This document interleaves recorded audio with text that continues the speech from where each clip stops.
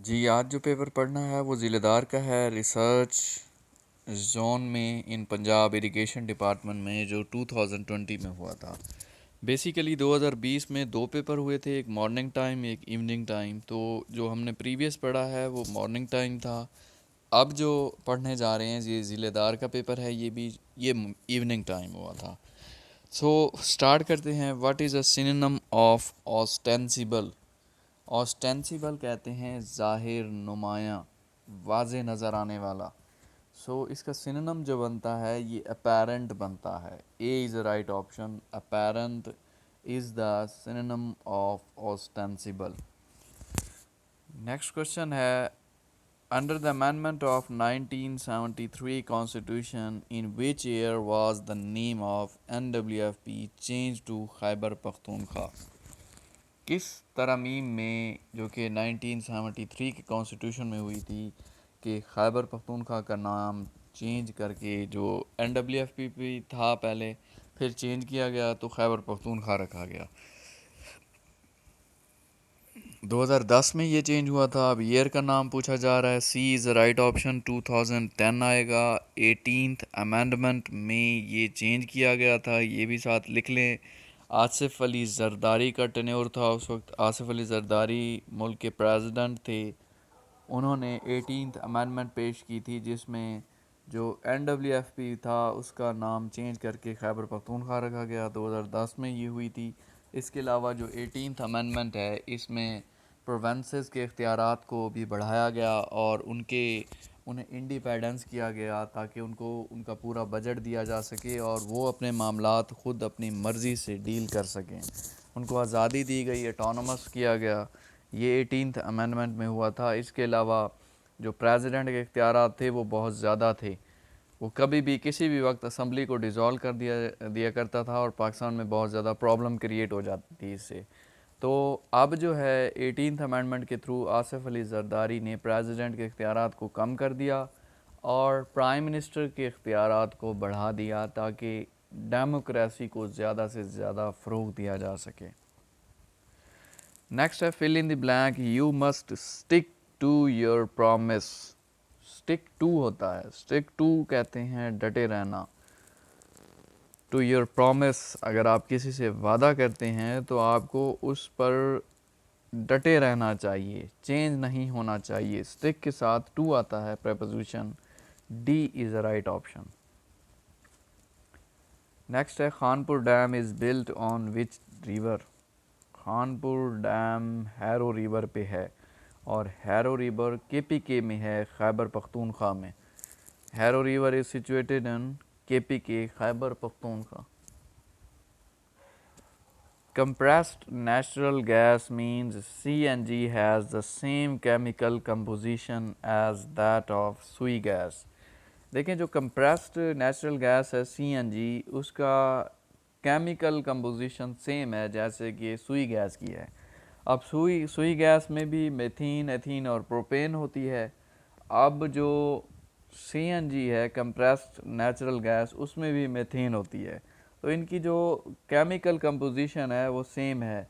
CNG में भी methane है और सुई गैस में भी मीथेन होती है। इसके अलावा इथीन है, प्रोपेन है, तो केमिकल कंपोजिशन सेम ही है। नेक्स्ट है, who was a conqueror of Spain? Spain का जिसने कंकर्ड किया था स्पेन को, वो कौन था मुसलमानों में? तारिक बिन ज़ियाद था।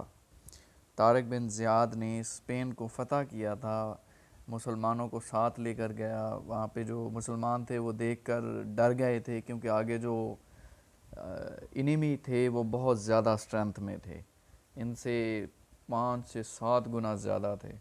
तो वो जो आर्मी थी वो वापस भागने लग गई। तो तारिक बिन ज़ियाद ने कहा कि इन सब की कश्तियों को जला दिया जाए। तो कश्तियों को आग लगा दी गई। अब तारिक बिन ज़ियाद ने कहा आगे भी मौत है, पीछे भी मौत है, अगर आप लड़कर मरेंगे तो शहीद होंगे। तो उनमें बहुत ज़्यादा जज्बा आया तो वो अच्छे तरीके से लड़े और वो विन कर गए थे। तो ये तारिक बिन ज़ियाद थे जिन्होंने स्पेन को फ़तह किया था 711 ईस्वी में। उस वक्त उम्मयाद डायनेस्टी थी, उम्मयाद कैलिफ था अल वलीद। उसके दौर में स्पेन को फ़तह किया था तारिक बिन ज़ियाद ने 711 ईस्वी में। अब जो उमैयाद डायनेस्टी है ये 661 ईस्वी से लेकर 750 ईस्वी तक ये उमवी ख़ानदान रहा है, उमैयाद डायनेस्टी रही है। इसमें पहला जो उमैयाद खलीफा था वो अमीर मुआविया था पहला, और आखिरी मरवान सेकंड था। क्योंकि ये दोनों एग्ज़ाम में पूछते हैं कि पहला कौन सा था और लास्ट कौन सा था। तो इनका जो उमैयाद डायनेस्टी का टन्योर था 661 से लेकर 750 तक था। Pathway to Pakistan is autobiography of Chaudhry Khaliquzzaman. Autobiography होती है अपने हाथ से अपनी ज़िंदगी के बारे में लिखना, वो ऑटोबायोग्राफी होती है। तो चौधरी खलीकुज़्ज़मा ने पाथवे टू पाकिस्तान लिखी बुक, जिसमें अपनी लाइफ के बारे में लिखा। और बायोग्राफी ये होती है किसी की ज़िंदगी के बारे में कोई और इंसान लिखे, वो बायोग्राफी होती है। सो चौधरी खलीकुज़्ज़मा ने ये बुक लिखी थी, पाथवे टू पाकिस्तान। बहुत इंपॉर्टेंट बुक है, इस वजह से एग्ज़ाम में आती है। एट विच ओकेजन सलात बिकेम ऑब्लिगेशन। किस मौका पर जो सलात नमाज को कहते हैं, नमाज फ़र्ज़ हुई थी, मेराज के मौका पर। ए is the right option. Meraj के मौका पर 27 रजब को जो सलात है, नमाज है, ये फ़र्ज़ हुई थी। जब आप सल्लम मक्का से जेरूसलम गए थे, फिर जन्नत में गए थे, वहाँ पे जो है मुसलमानों पर नमाज फ़र्ज़ हुई थी 27 रजब को, मेराज के मौका पर। नेक्स्ट है the major part of Great Rift Valley is located in. जो मेजर पार्ट है ग्रेट रिफ्ट वैली का, वो कहाँ पे है? अफ्रीका में है। B is the right option. ये बेसिकली इसमें ग्रीन फील्ड भी है और बड़ा खूबसूरत एरिया है, काफ़ी इम्पोर्टेंट है, फेमस है। कहाँ पे है? इसका मेजर पोर्शन जो है ये अफ्रीका कॉन्टिनेंट में है। So B is the right option. ये वैसे स्टार्ट तो लेबनान से होता है, एशिया से होता है, लेकिन इसका जो मेजर पार्ट है वो अफ्रीका कॉन्टिनेंट में है। So B is the right option. Next है which Pakistani former cricket player is popularly known as the Asian Bradman. कौन सा पाकिस्तानी फॉर्मर क्रिकेट प्लेयर था जो कि जिसको एशियन ब्रेडमैन कहते हैं? ज़हीर अब्बास एशियन ब्रेडमैन के नेम से फेमस हुआ था, बड़ा अच्छा बैट्समैन था। 2020 में इसे आईसीसी हॉल ऑफ फेम भी दिया गया। 2020 में ज़हीर अब्बास पाकिस्तानी क्रिकेटर था। Chronometer is use to measure the time. Chronometer एक ऐसा इंस्ट्रूमेंट है जो कि टाइम को मापने के लिए यूज्ड होता है। सो सी इज़ द राइट ऑप्शन। इसके लिए ए ऑप्शन है स्पीडोमीटर, वेलोसिटी के लिए होता है। बी ऑप्शन प्रेशर है, प्रेशर के लिए दो होते हैं। एक बैरोमीटर होता है जो कि एटमॉस्फेरिक प्रेशर के लिए होता है, और एक मोनोमीटर होता है जो कि गैसेस प्रेशर के लिए होता है। सो प्रेशर के लिए दो हैं, गैसेस प्रेशर कहे तो मोनोमीटर, और एटमॉस्फेरिक प्रेशर कहे तो बैरोमीटर। इसके अलावा जो लैक्टोमीटर होता है वो मिल्क की प्योरिटी के लिए होता है कि ये मिल्क प्योर है या नहीं है, और करंट के लिए एम मीटर होता है। इसके अलावा अर्थक्वेक के लिए, ज़लज़ले के लिए रिक्टर स्केल और सिस्मोग्राफ होता है। ये दो इंस्ट्रूमेंट हैं जिसके थ्रू जो ज़लज़ला है उसकी शिद्दत को मापा जाता है। नेक्स्ट है in the modern capitalist society the state of being without any work for an educated person for earning one's livelihood is mean by low market wages। एक कोई भी इंसान है, पढ़ा लिखा है, लेकिन उसे कोई जॉब ही नहीं है, या फिर वो अपना लेवलीहुड कमा रहा है, अपनी कैपेसिटी उसकी बहुत अच्छी थी, उससे लो मिल रहा है। मीन्स उसकी कैपेसिटी 40 to 50,000 थी, लेकिन उसे 10 से 15,000 मिल रहा है। सो अगर वो अनएम्प्लॉयड है या फिर उसकी कैपेसिटी से लो मिल रहा है, इसको लो मार्केट वेजेस कहा जाता है। B is the right option. 2 की पावर 3 है और ओवर है, इन दोनों की पावर 3 है। जब मैथमेटिक्स में इस तरह आता है तो आपने पढ़ा होगा कि जो 3 है वो 2 से मल्टीप्लाई होगा तो 6 बन जाएगा। अब 2 की पावर 6 हो जाएगा, क्योंकि पावर के ऊपर जब पावर होती है तो फिर वो आपस में मल्टीप्लाई हो जाते हैं। तो 2 × 3 होगा तो 6 बन जाएगा। अब 2 का पावर है 6, इट मीन्स 2 को मल्टीप्लाई करना है 6 टाइम। अब लिखें 2 multiply by 2 multiply by 2 multiply by 2 2 2 6 time लिखेंगे, इनको मल्टीप्लाई करेंगे तो टोटल आंसर हमारा 64 आता है। 2 को 6 दफ़ा लिख के आपस में मल्टीप्लाई करना है, जो भी आंसर आता जाए। सो 64 is the answer. Which of following is not an official language of United Nation? इनमें से यूनाइटेड नेशन की ऑफिशियल लैंग्वेज कौन सी नहीं है? अब अरबिक भी ऑफिशियल लैंग्वेज है, स्पेनिश भी है, चाइनीज़ भी है, 3 ये हैं। इसके अलावा इंग्लिश है, रशियन है और फ्रेंच है। ये 6 लैंग्वेज हैं जो कि ऑफिशियल लैंग्वेज हैं यूनाइटेड नेशन की। जो ए ऑप्शन है हिंदी, ये ऑफिशियल लैंग्वेज नहीं है यूनाइटेड नेशन की। सो 6 लैंग्वेज हैं। यूनाइटेड नेशन इंटरनेशनल लेवल पे सबसे बड़ी ऑर्गेनाइजेशन है, जो 24 अक्टूबर 1945 को बनी थी। इसका हेडक्वार्टर न्यूयॉर्क में है और इसमें 193 मेंबर कंट्रीज़ हैं। इसके current secretary general Antonio Guterres है और इसके 6 मेन ऑर्गन हैं। जनरल असम्बली है, सिक्योरिटी काउंसिल है, इंटरनेशनल कोर्ट ऑफ जस्टिस है, इकोनॉमिक एंड सोशल काउंसिल है, ट्रस्टीशिप काउंसिल है और यूनाइटेड नेशन सेक्रेटेरिएट है। तो ये 6 मेन ऑर्गन हैं यूनाइटेड नेशन के। यूनाइटेड नेशन इंटरनेशनल लेवल पे दुनिया की सबसे बड़ी ऑर्गेनाइजेशन है और ये इसमें 193 मेंबर कंट्रीज़ हैं। Fill in the blanks. Alcohol is injurious to health. Injurious के साथ प्रीपोजिशन टू लगता है। इंजurious टू हेल्थ, ये जो शराब है, अल्कोहल होता है, ये इंसानी सेहत के लिए नुकसानदेह है। इंजurious टू हेल्थ है। नेक्स्ट है, in which of the following countries Atlas mountain are found? इनमें से एटलस माउंटेन पाया जाता है। तुनिशिया में भी है, अल्जीरिया में भी है और मोरक्को में भी है। ये 3 कंट्रीज़ हैं जहाँ पे एटलस माउंटेन्स पाए जाते हैं। Tunisia, Algeria and Morocco. Next है, name the only recipient of Hilal Kashmir an award equivalent to Nishan Haider. उस रेसिपिएंट ऑफ हिलाल कश्मीर का नाम बताएं जो कि हिलाल कश्मीर भी निशान हैदर के इक्वलेंट ही था। तो जो हिलाल कश्मीर है वो किसको मिला था? उसका नाम नायक सैफ अली जंजोआ था। ये याद रखें, हिलाल कश्मीर सिर्फ़ एक दफ़ा मिला था जो कि निशान हैदर के इक्वल है। इस वजह से इसे निशान हैदर ही काउंट किया जाता है और उसका नाम नायक अली जंजोआ था, जिसे ये हिलाल कश्मीर मिला था। 26 अक्टूबर 1948 को मिला था। और जो सी ऑप्शन है कैप्टन मोहम्मद सरवर, इसको 27 जुलाई 1948 को मिला था। तो कैप्टन मोहम्मद सरवर पहले रेसिपिएंट हैं निशान हैदर के। पहले निशान हैदर मिला था मोहम्मद सरवर को, सेकंड मिला था सैफ अली जंजोआ को। हिलाल कश्मीर मिला था जो कि निशान हैदर के इक्वल है। टोटल निशान हैदर 11 मिल चुके हैं। 1948 में 2, 1965 की जंग में 2, 1971 की जंग में 5, 1999 की जंग में 2।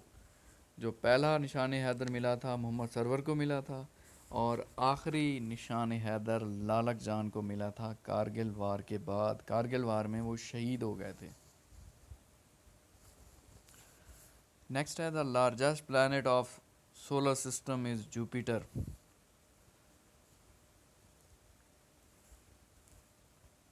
सबसे बड़ा प्लैनेट सोलर सिस्टम में कौन सा है? जुपिटर है। सेकंड नंबर पे कौन सा है? सैचुरन है।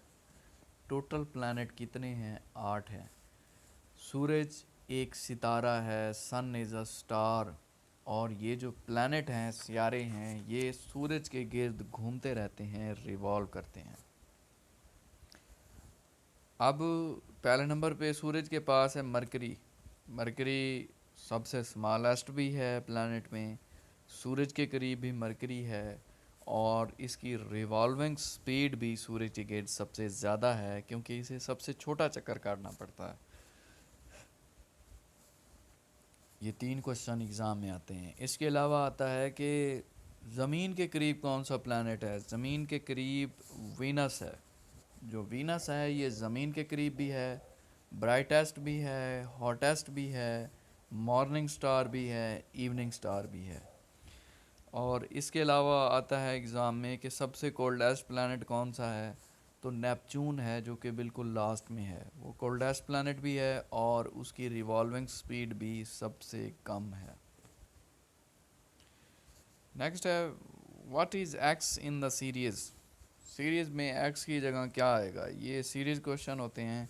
आपने जानना होता है कि इनके दरमियान क्या सीरीज़ चल रही है, क्या सीक्वेंस चल रहा है, क्या अरेंजमेंट चल रही है, उसके हिसाब से आपने इसको करना होता है। तो 24 है, फिर 29 है, फिर 36 है, फिर 41 है, फिर एक्स की जगह फाइंड करना है क्या है, फिर 53 है। तो 24 से 29 हुआ, इट मीन्स 5 का फ़र्क आया है।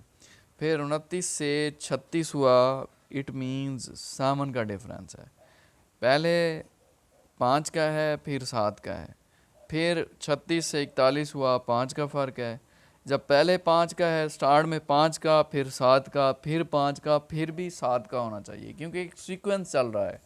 स्टार्ट में देखें 24 से 29 हुआ, 5 का फ़र्क है। 29 से 36 हुआ, 7 का फ़र्क है। फिर 36 से 41 हुआ, 5 का फ़र्क है।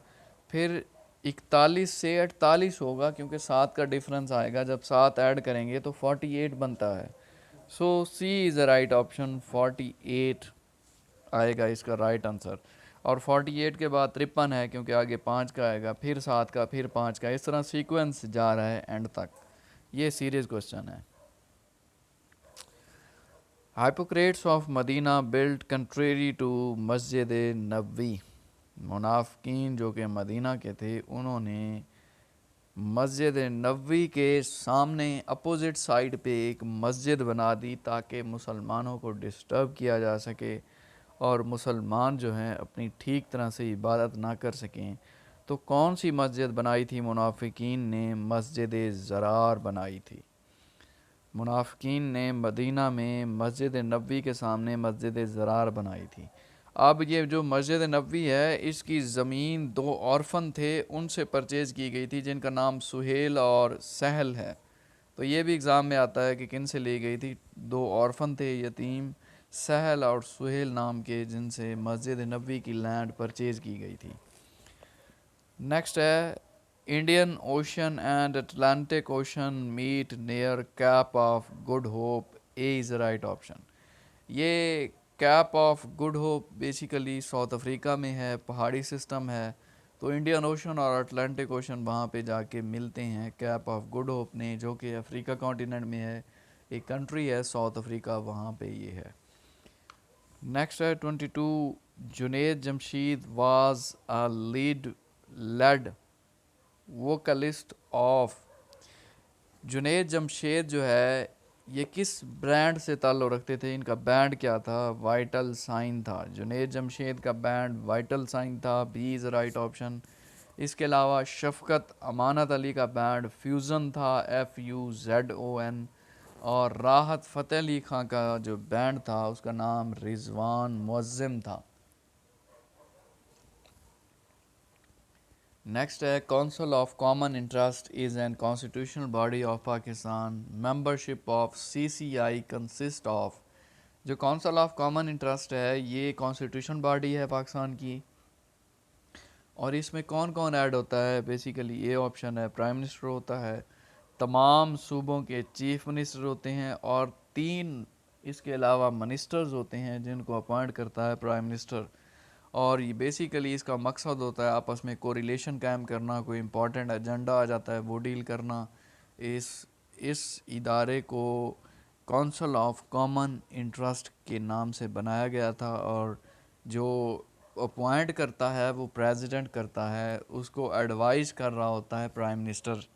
ये जो इदारा है ये 1973 में इस्टेब्लिश हुआ था, जिसमें एक प्राइम मिनिस्टर होता है, 4 मिनिस्टर्स होते हैं, CM और 3 मिनिस्टर्स जिनको नॉमिनेट करता है प्राइम मिनिस्टर।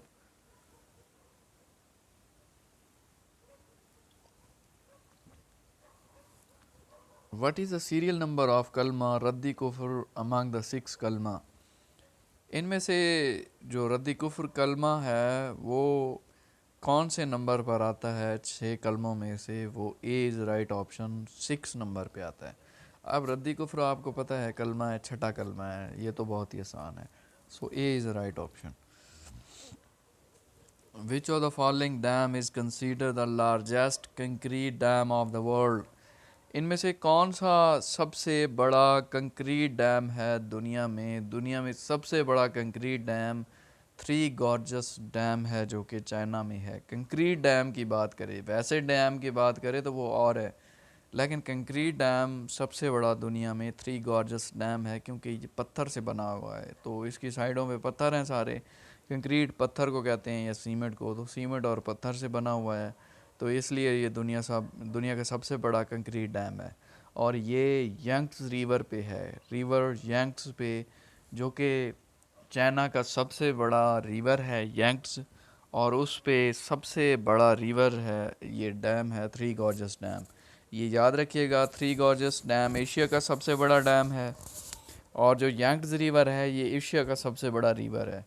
तो एशिया का सबसे बड़ा डैम सबसे बड़े रिवर पर है, ये याद रखिएगा। In MS Excel 2016, one has to go to page layout option for setting or clearing print area. देखें, जब प्रिंट लेना होता है या प्रिंट में कोई भी चेंजें करनी होती है तो ये सारे जो ऑप्शन आते हैं ये पेज लेआउट में आते हैं। B is right option. आप कहीं भी प्रिंट दे रहे हो तो ये पेज लेआउट आप क्लिक करते हैं, वहाँ पे प्रिंट की कमांड आती है, वहीं से आप प्रिंट दे रहे होते हैं। तो प्रिंट एरिया में अगर कोई चेंजें करनी है या प्रिंट देना है तो पेज लेआउट में आता है। B is right option. Which of the following is a salt water lake? इनमें से साल्ट वाटर लेक कौन सी है? Hamun Mashkel lake is a salt water lake. B is right option. अब ए ऑप्शन हमने पढ़ा है, हिना लेक बेसिकली क्वेटा में है, और इसके अलावा मानसा लेक आपको बताया है पाकिस्तान की सबसे बड़ी लेक है, दादू में है। किंजड़ लेक ठट्ठा में है, और एटाबाद लेक गिलगित बल्तिस्तान में है, जो कि बहुत ही इम्पोर्टेंट लेक्स हैं ये सब। Complete the sentence, he has a factory in this town. उसके पास एक फैक्ट्री है इसी टाउन में। He has a factory in this town, तो ग्रामेटिकल हैज़ ही आता है। मेंशन द फेमस सिटी और सिटीज़ ऑफ हिजाज़। तो इसमें से हिजाज़ किस सिटी में है? मक्का में भी है, मदीना में भी है, तैफ में भी है। हिजाज़ जो है बेसिकली तीनों सिटीज़ में आ जाता है, क्योंकि ये तीनों सिटी पास पास हैं, इस वजह से हिजाज़ जो है इन तीनों सिटीज़ में आता है। Who was said to be the first one to recite the Holy Quran openly in हरम मक्का? इनमें से कौन सा वो फर्स्ट वन था कि जिसने मक्का में ओपनली कुरान पाक को पढ़ा, कुरान पाक की तिलावत की? हज़रत अब्दुल्ला बिन मसूद रज़ी अल्लाह ताला अन्हो थे, जिन्होंने ओपनली तरीके से इसको पढ़ा था, रीड आउट किया था। जी, हमने 31 से अब पढ़ना है, स्टार्ट करना है। 31 है, Emmanuel Macron was elected as youngest ever president of France in 2017 at the age of 39। जो इम्यूनल मैक्रोन था वो इलेक्ट हुआ था सबसे यंगेस्ट प्रेसिडेंट फ्रांस का 2017 में। उस वक्त उसकी एज 39 ईयर्स थी, क्योंकि जो अमूमन प्रेसिडेंट होता है उसकी एज काफ़ी लेंथी होती है, तो जो ये इम्यूनल मैक्रोन था इसकी एज काफ़ी कम थी 2017 में जब ये इलेक्ट हुआ था। तो नेक्स्ट है जी, the president under 1973 constitution is elected by. जो प्रेसिडेंट 1973 के कॉन्स्टिट्यूशन में इलेक्ट होता है उसका प्रोसीजर क्या है, वो किस तरह से इलेक्ट होता है, ये क्या है इसकी पूरी डिटेल। कि सबसे पहले तो उसे चारों प्रोविंशियल असम्बली से वोट लेने होते हैं प्रेसिडेंट को इलेक्ट होने के लिए। इसके अलावा फिर नेशनल असम्बली से लेगा, फिर जाके सेनेट में लेगा। इन सब में अगर उसे मिलेंगे तभी जाके जो प्रेसिडेंट है वो इलेक्ट होता है। तो चारों असम्बली से, प्रोविंशियल असम्बली से, और फिर नेशनल असम्बली, और फिर सेनेट से। ये प्रोसीजर है प्रेसिडेंट के इलेक्ट होने का। और जो प्राइम मिनिस्टर होता है वो जस्ट नेशनल असम्बली से वोट लेता है और उसके बाद अगर 2/3 मेजॉरिटी मिल जाती है उसे, तो फिर वो इलेक्ट हो जाता है as a prime minister. So prime minister के लिए जो मिनिमम एज होती है 25 ईयर्स है, क्योंकि नेशनल असम्बली का जो मेंबर होता है उसकी भी 25 है, और जो प्राइम मिनिस्टर होता है ये भी नेशनल असम्बली का ही मेंबर होता है। तो सेनेटर के लिए 30 ईयर्स होती है मिनिमम एज, और प्रेसिडेंट के लिए मिनिमम एज 45 ईयर्स होती है। इसके अलावा दो और क्वेश्चन आते हैं कि जो हाई कोर्ट का चीफ जस्टिस होता है उसकी मैक्सिमम एज कितनी होती है रिटायरमेंट की, तो 62 ईयर्स होती है, और जो चीफ जस्टिस सुप्रीम कोर्ट का होता है उसकी मैक्सिमम एज 65 ईयर्स होती है। Next is the Holy Prophet, peace be upon him, was poisoned by a Jewish hostess at the time of conquest of Khaybar। जब जंग खैबर हुई थी 629 ईस्वी में 7 हिजरी में, उस वक्त ज़ैनब बिन्त अल हरीथ नाम की एक जूइश हॉस्टेस थी जिसने आप वसल्लम को जहर देने की कोशिश की थी, जहर दिया था। सो कंक्वेस्ट ऑफ खैबर के मौका पर, फ़तह खैबर पर 629 ईस्वी में, जो कि 7 हिजरी बनते हैं, क्योंकि आप वसल्लम ने 622 ईस्वी को मक्का से मदीना की तरफ हिजरत की थी, तो वहीं से हिजरी ईयर स्टार्ट होता है। 623 ईस्वी को फर्स्ट हिजरी कहलाएगा, 624 ईस्वी सेकंड हिजरी होता है, 625 तीन हिजरी, तो 629 जो है ये 7 हिजरी बनेगा। और इसके अलावा ए ऑप्शन है कंक्वेस्ट ऑफ मक्का, फ़तह मक्का 630 ईस्वी और 8 हिजरी को हुआ था, तो इसकी डेट पूछी जाती है। मक्का कब फ़तह हुआ था? 630 ईस्वी को, 8 हिजरी बनते हैं। और सी ऑप्शन है ग़ज़वा उहद कब हुआ था? 625 ईस्वी 3 हिजरी को। मुसलमानों और कुरैश मक्का के दरमियान हुआ था ग़ज़वा उहद 625 ईस्वी 3 हिजरी को। Baseball is a national game of USA. Cricket की तरह ये बेसबॉल है, तो ये जो नेशनल गेम है यूएसए की है। बेसबॉल में बेसिकली 9 प्लेयर होते हैं, क्वेश्चन आता है एग्ज़ाम में। बास्केटबॉल में 5 प्लेयर होते हैं, वॉलीबॉल में 6 प्लेयर होते हैं। तो जो बेसबॉल है ये यूएसए का नेशनल गेम है, कौमी खेल है। और ए ऑप्शन है कनाडा, कनाडा का नेशनल गेम है आइस हॉकी। फ्रांस का नेशनल गेम है फुटबॉल, और इंग्लैंड का नेशनल गेम है क्रिकेट। अब कनाडा का कैपिटल ओटावा है, फ्रांस का कैपिटल पेरिस, यूएसए का कैपिटल वाशिंगटन डीसी है, और इंग्लैंड का कैपिटल जो है वो लंदन है। So who was सिसाकर? सिसाकर कौन था? ये जब मोहम्मद बिन कासिम ने 712 ईस्वी को राजा दाहिर पे अटैक किया था, तो ये जो सिसाकर था ये राजा दाहिर का वज़ीर था। So Wazir of Raja Dahir, C is the right option. Sisakar was the Wazir of Raja Dahir at the time when Muhammad bin Qasim attacked on the Sindh। और ये सिंध जो था राजा दाहिर के कब्ज़े में था, जो कि एक हिंदू था। मोहम्मद बिन कासिम ने फिर अटैक किया और इसको शिकस्त दी राजा दाहिर को। Formatting a cell in currency you can specify. अगर आप फॉर्मेटिंग करना चाहते हैं एक सेल की करेंसी में, तो क्या स्पेसिफाई करना पड़ता है? डेसिमल प्लेसेस और करेंसी सैम्बल। ये आप देख रहे हैं, ये फॉर्मेटिंग का ऑप्शन क्लिक किया है, यहाँ पे जो पिक लगी हुई है करेंसी पे क्लिक किया है, तो ये दो आए हैं, डेसिमल प्लेसेस है, करेंसी सैम्बल है। तो ये जो फॉर्मेटिंग होती है बेसिकली आप किस चीज़ में करना चाहते हैं? करेंसी में करना चाहते हैं फॉर्मेटिंग, डेसिमल प्लेसेस और currency symbol, both A and B आएगा। C is the right option. Choose the correct preposition in the following sentence. Many people are imbued with national pride। Imbued कहते हैं भरा हुआ होना। बहुत से लोग भरे हुए हैं किससे? नेशनल प्राइड से। Many people are imbued with national pride। B is the right option। Next है Who coined the name Pakistan for a country। हमारे मुल्क के लिए पाकिस्तान का जो नाम था ये किसने तजवीज़ किया था? चौधरी रहमत अली ने तजवीज़ किया था, जब उन्होंने 1933 में एक रिसाला लिखा था नाउ और नेवर के नाम से, जो कि बहुत फेमस हुआ था। नाउ और नेवर 1933 में, वहाँ पे उस रिसाले में पाकिस्तान का नाम तजवीज़ किया गया था कि इसका नाम पाकिस्तान है। और जो चौधरी रहमत अली थे, ये 1951 में इनकी डेथ हुई थी, कैम्ब्रिज में दफन है, यूके में है। HTML hypertext markup language is a basic language used to create web pages.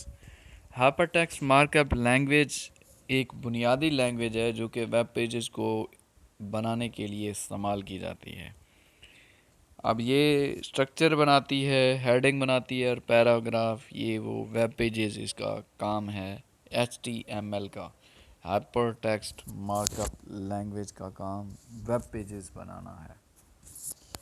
Find the square of 35। 35 को 35 से मल्टीप्लाई करें, उसका स्क्वायर आ जाएगा। तो इनको 35 को 35 से मल्टीप्लाई करें तो 1225 आता है। सी इज़ द राइट ऑप्शन। इंतहाई आसान क्वेश्चन है। Did you hear about the accident last night? क्या आपने सुना है जो कि last night accident हुआ है? Did you hear about आता है, and hear about something or someone, किसी भी चीज़ के बारे में। क्या आपने सुना है कि जो last night accident हुआ है, तो hear के साथ preposition about आता है। B is the right option. D is the right option. The seaport Rotterdam is located in Netherlands. Seaport है, समुद्री बंदरगाह है, कहाँ पे है? नेदरलैंड में है। B is the right option. Netherland का फेमस सीपोर्ट है। अब ये ऑप्शन है बेल्जियम। बेल्जियम का कैपिटल ब्रसल है।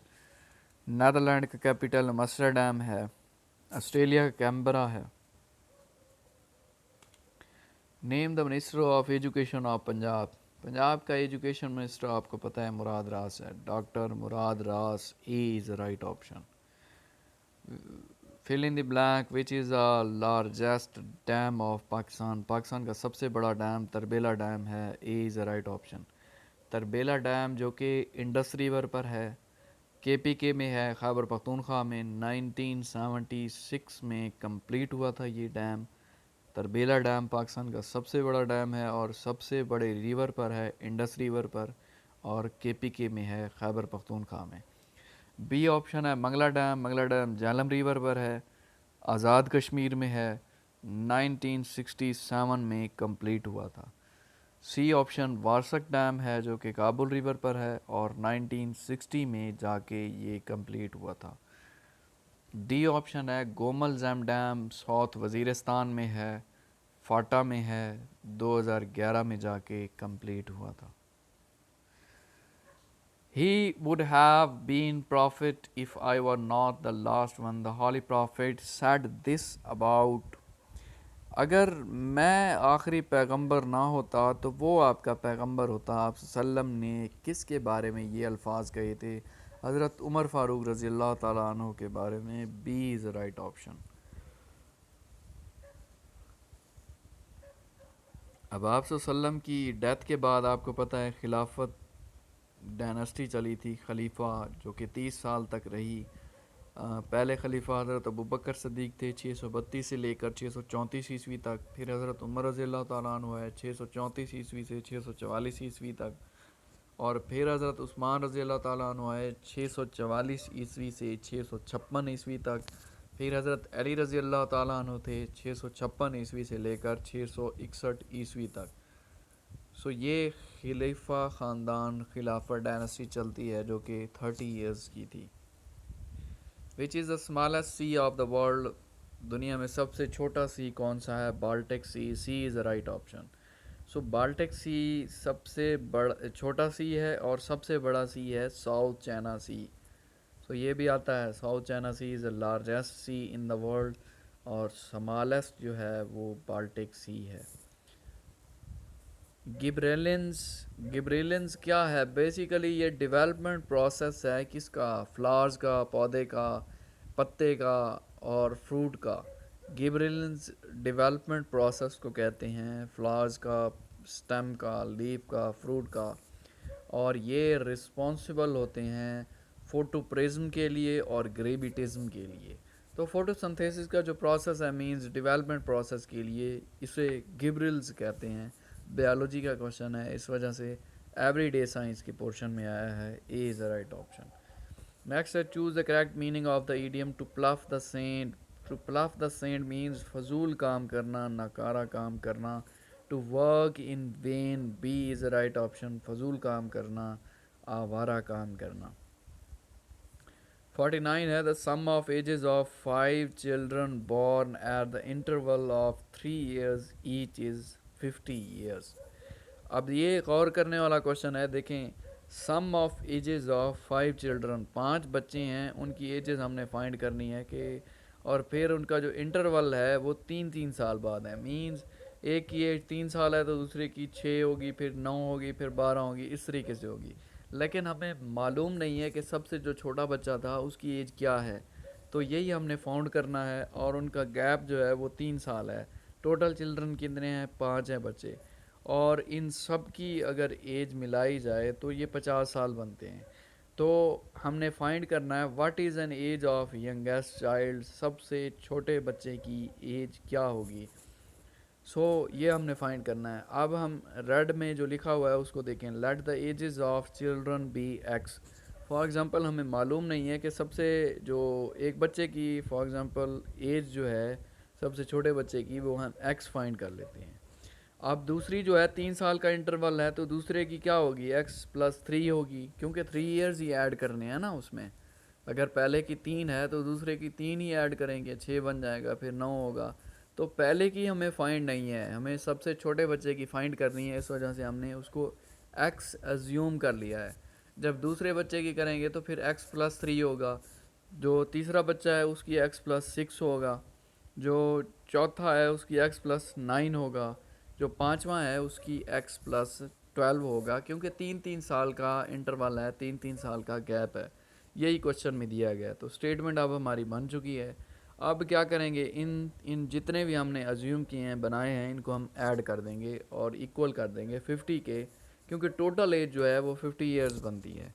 अब क्या करेंगे, x प्लस, उसके बाद ब्रैकेट में x+3 आ जाएगा, फिर क्या है x+6 है, फिर अगला बच्चा x+9 है, फिर प्लस करके फिर x+12 है इज़ इक्वल टू 50।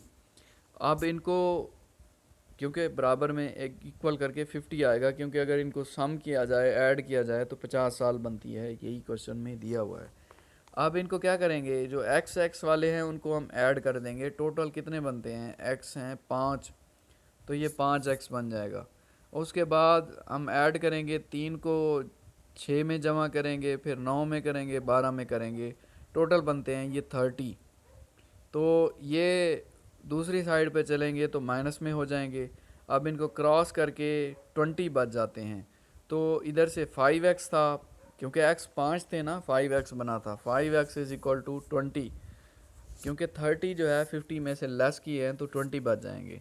अब 5 पर क्रॉस कर देंगे, क्योंकि हम x की वैल्यू फाइंड करना चाहते हैं। तो इस साइड पे भी 5, उस साइड पे भी 5, तो क्या आ जाएगा, x is equal to 4।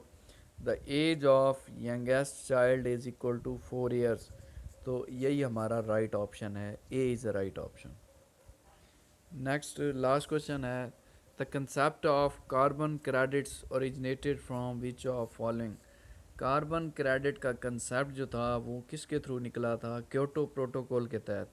Kyoto protocol basically 1992 में एक मुआहदा हुआ था क्लाइमेट चेंज का, जिसमें क्लोरोफ्लोरोकार्बन जो थी, या कार्बन डाइऑक्साइड जो कि रेफ्रिजरेटर में होती है, निकलती है वहाँ से, ये हमारी ओजोन लेयर को बहुत ज़्यादा नुकसान पहुँचाती है। तो इस वजह से कार्बन क्रेडिट का मुआहदा हुआ था क्योटो प्रोटोकॉल में 1992 में, और ये कहा गया था कि CO2 को हमने कंट्रोल करना है। जो हमारा इन्वायरमेंट है, हवा है, फ़िज़ा है, इन चीज़ों को हमने साफ़ रखना है, ताकि जो हमारी ओजोन लेयर है, जो कि हमें ख़तरनाक शुआएं जो सूर्य से निकल रही हैं, अल्ट्रा वायलेट रेज़, उनसे प्रोटेक्ट करे और हम सेफ़ तरीके से अपनी लाइफ गुजारें।